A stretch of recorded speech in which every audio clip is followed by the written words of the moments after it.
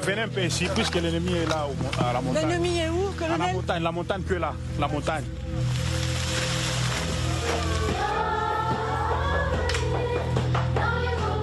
Tu as déjà tué quelqu'un? Oui. Tu étais obligé de tuer? Oui. Il vient dans un village, il coupe les gens à machette.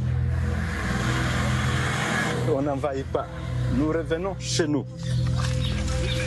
On ne comprend pas pourquoi chaque fois quand il y a la guerre, la première chose à faire, c'est de violer les femmes. Il y a peu d'endroits pires au monde. Nous nous rendons à l'est de la République démocratique du Congo, à la frontière avec le Rwanda. La violence atteint ici des niveaux inégalés. Ici, on égorge, on viole, on massacre des civils, d'abord pour ça. Un trésor, des mines d'or, de diamants, de cobalt et surtout de coltan.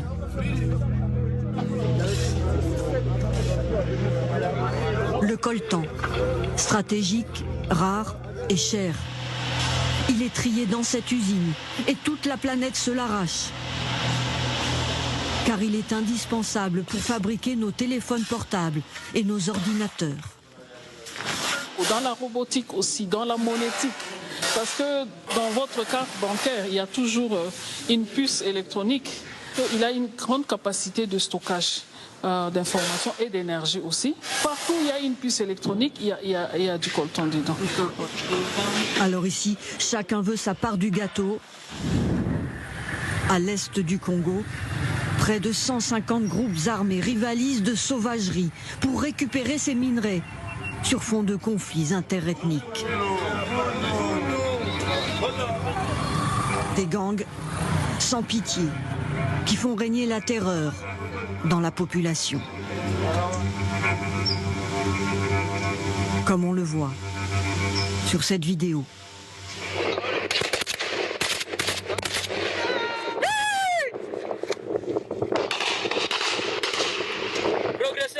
Progressez. Il faut attacher que... Des miliciens attaquent ce village pour le piller, le saccager.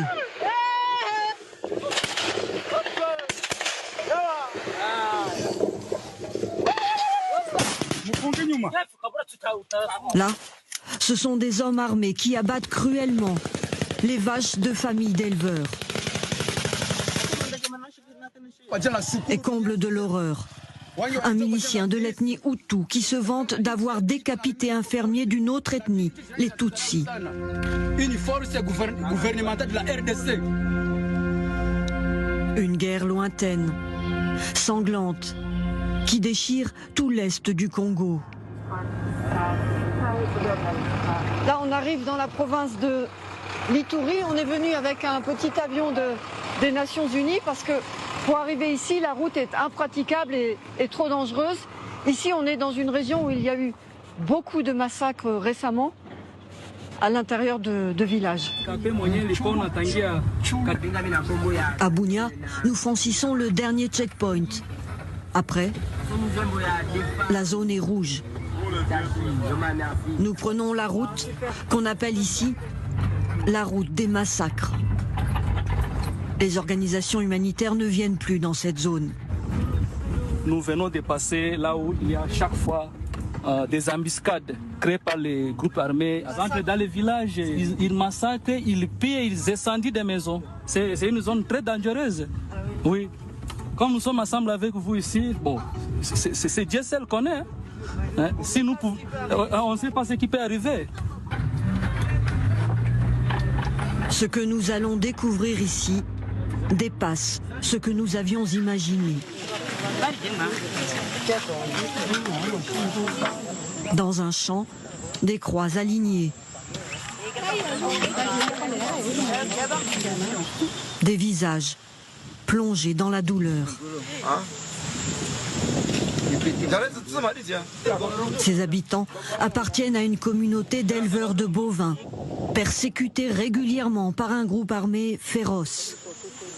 Léonard évoque des disputes de territoire, des vengeances tribales. Et nous explique qu'il y a 3 mois, des miliciens enragés sont venus pour capturer 15 villageois. Ils ont arrêté, ligoté avec des moustiquaires. Vous connaissez les moustiquaires? Oui. Et puis les amener dans la fosse vivants. Ils ont été enterrés, ensevelis vivants, en état vivant là-bas, là où ils ont été arrêtés. Les militaires n'ont rien pu faire. Les militaires n'ont rien fait. Ils sont morts à 20 mètres. Mais pourquoi ils n'ont rien fait? Vous vous sentez abandonné? Abandonné catégoriquement. Et donc là, vous venez presque tous les jours? Oui. Nous marchons avec ces habitants vers leurs maisons, attaquées, pillées, brûlées par des miliciens impitoyables. Récit insoutenable. Cette maison a été brûlée et incendiée et 3 personnes ont été décapitées. Sur le sentier, Jeannette marche, la peur au ventre, avec son chargement de bois et de bananes. Ils sont venus, ils nous ont chassés, ils ont tué les hommes. Toute la famille a été tuée dans cette maison. Il n'y a que 2 enfants qui sont restés en vie. Comment ils ont tué les gens? À l'aide de la machette.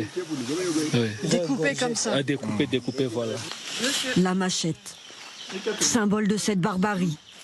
Elle est partout ici, car c'est un outil indispensable pour avancer dans ces forêts tropicales. Les assaillants, ils sont juste là-haut sur la colline? Oui, la colline là-bas.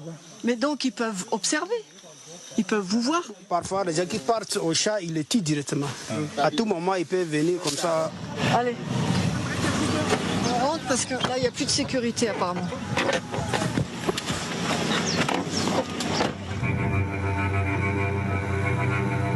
Qui sont ces groupes armés qui répandent la terreur dans les campagnes, quelquefois sans raison? Nous traversons le lac Kivu pour aller rencontrer un groupe dans son camp, retranché, là-haut sur une colline. Il a fallu de longues heures de discussion pour avoir leur accord. Y aller est déjà une aventure.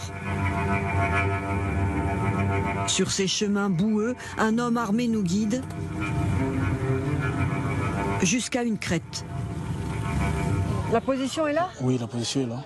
Tous les combattants sont là? Tous les combattants sont là. On y va? Oui, merci. Eric, chef de ces jeunes miliciens qui s'entraînent à l'abri des regards. Comme des militaires en mode commando. Il y a beaucoup de jeunes, très jeunes, qui viennent avec vous? Oui, bien sûr. Il y a beaucoup de jeunes qui viennent avec vous volontairement. Il y a des jeunes aussi qui veulent défendre leur pays. Il y a des enfants aussi? Nous n'en avons pas des enfants, c'est sûr. Oui, nous n'avons pas des enfants. Pourtant, certains visages paraissent juvéniles.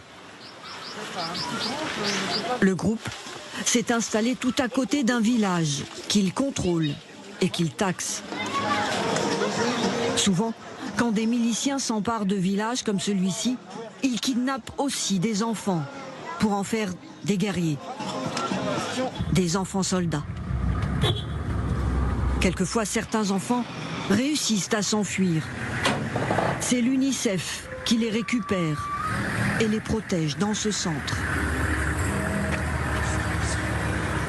Exceptionnellement, nous allons pouvoir parler à ces enfants soldats. Kaserika a été kidnappé à 14 ans par un groupe armé. Ils m'ont pris de force dans mon village, m'ont emmené dans la brousse.